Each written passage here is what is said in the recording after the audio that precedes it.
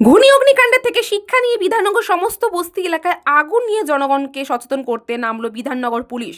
বুধবার সন্ধ্যে 6টায় ভয়াবহ অগ্নিকাণ্ডের ঘটনা ঘটেছিল ইকোপার্ক থানা এলাকার ঘূর্ণি মাঝের পাড়া বস্তিতে।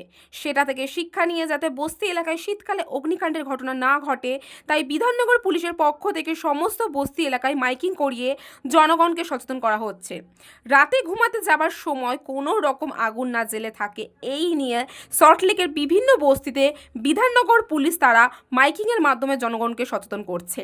এমনই ছবি উঠে এলো বিধাননগর পৌর নিগমের 38 নম্বর ওয়ার্ডের দত্তাবাদ এলাকা থেকে, যেখানে বিধাননগর দক্ষিণ থানার পুলিশ মানুষকে আগুন সম্বন্ধে সচেতন করছে।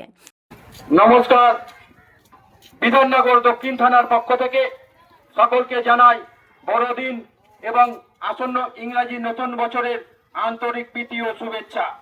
আপনাদের অবগত করার উদ্দেশ্যে জানানো যাচ্ছে যে গতকাল ইকোপার্ক থানার অন্তর্গত ঘূর্ণির এক বস্তিতে এক ভয়াবহ অগ্নিকাণ্ডের ফলস্বরূপ পুরো এলাকা আগুনে ভস্মীভূত হয়ে গিয়েছে। আপনাদের সকলের কাছে অনুরোধ, এই শীতের সময় কেউ যত্রতত্র আগুন জ্বালাবেন না এবং আগুন পোয়াবেন না।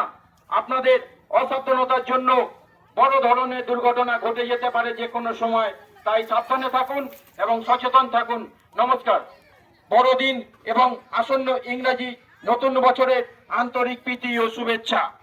আপনাদের উদ্দেশ্যে জানানো যাচ্ছে যে গতকাল ইকোপার্ক থানার অন্তর্গত ঘূর্ণির এক বস্তিতে এক ভয়াবহ অগ্নিকাণ্ডের ফলস্বরূপ পুরো এলাকা আগুনে ভস্মীভূত হয়ে গিয়েছে। আপনাদের সকলের কাছে অনুরোধ, এই শীতের সময় কেউ যত্রতত্র আগুন জ্বালাবেন না, আগুন পোয়াবেন না। আপনাদের অসাবধানতার জন্য বড় ধরনের দুর্ঘটনা ঘটে যেতে পারে যে কোনো সময়, তাই সাবধানে থাকুন এবং সচেতন থাকুন। নমস্কার বন্ধু। ক্যামেরায় অশোক পাইকের সাথে আমি রিঙ্কা, নিউজ কলকাতা 24।